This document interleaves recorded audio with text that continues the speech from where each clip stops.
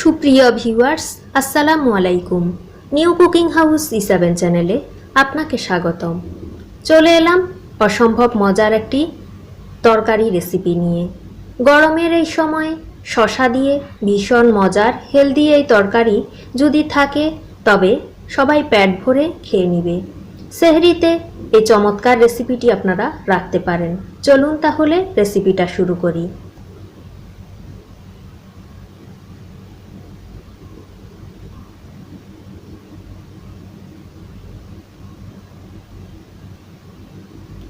Recipe তৈরির জন্য আমি চুলো একটি প্যান দিয়েছি, তাতে দিলাম হাফ কাপ কুকিং অয়েল। তেলটাকে সম্পূর্ণ প্যানে ছড়িয়ে দিচ্ছি এবং গরম করে নিচ্ছি মিডিয়াম তাপে। তেলটা গরম হয়ে এসেছে, এ পর্যায়ে দিয়ে দিচ্ছি বেশ কিছু পরিমাণ চিংড়ি মাছ। চিংড়িগুলোকে কিছুক্ষণ ফ্রাই করে নিতে হবে মিডিয়াম তাপে। এভাবে রেসিপিটি কারা তৈরি করেছেন আমাকে কমেন্টে অবশ্যই জানিয়ে দিবেন।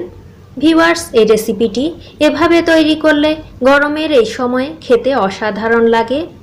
খুবই হেলদি একটি রেসিপি আজকে তৈরি করছি, তো দেখতে থাকুন। দিয়ে দিচ্ছি হাফ কাপ পেঁয়াজ কুচি। চিংড়িটা কিছুক্ষণ ভেজে নেওয়ার পর পেঁয়াজটা অ্যাড করে দিলাম। এখন পেঁয়াজ ও চিংড়ি মাছ একসঙ্গে ফ্রাই করতে থাকবো জাস্ট আরও 3-4 মিনিট। চুলোর তাপ এখনও রেখেছি মিডিয়ামে। ভীষণ হেলদি এই রেসিপিটি যে তৈরি করেছে সে তো জানেই কতটা মজার। গরম ভাতের সাথে এই রেসিপিটি অসাধারণ লাগে খেতে। এ পর্যায়ে টমেটো কুচি দিয়ে দিলাম একটি। টমেটোগুলো দিয়ে ফ্রাই করতে থাকবো আরও প্রায় 4-5 মিনিট। এতে করে সবগুলো উপকরণ ফ্রাই হয়ে যাবে, টমেটোগুলো সফট হয়ে যাবে। ভীষণ মজার এই রেসিপিটি এভাবে যারা তৈরি করেননি তারা আজকের ভিডিও ফলো করে অবশ্যই তৈরি করে নেবেন। এভাবে রান্না করলে ছোট বড় সবাই খেতে খুবই পছন্দ করবে।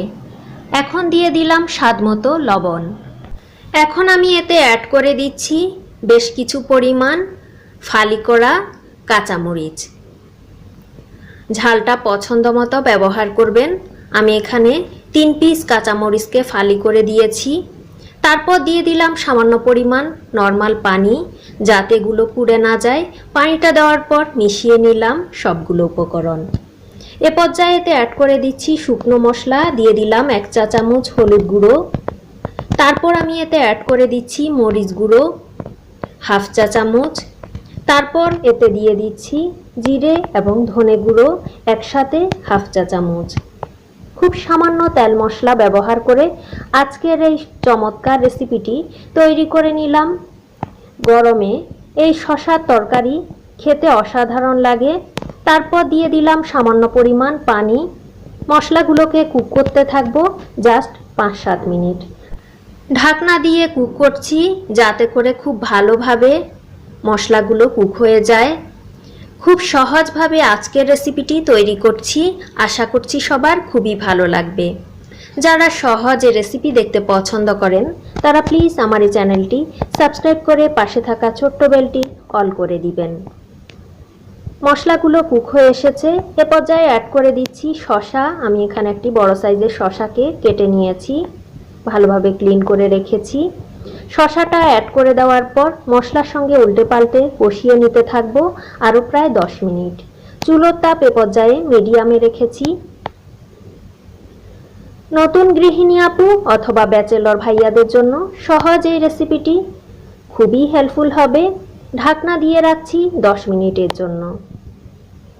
এভাবে রান্না করা একদম সহজ, খেতেও অসম্ভব মজার হয়। এ পর্যায়ে অ্যাড করে দিলাম রসুন পেস্ট 1 টেবিল চামচ। এতে করে এই রেসিপির স্বাদ অনেক বেড়ে যাবে। রসুন পেস্টটা দেওয়ার পর নেড়ে চেড়ে কুক করছি আরও প্রায় 3-4 মিনিট।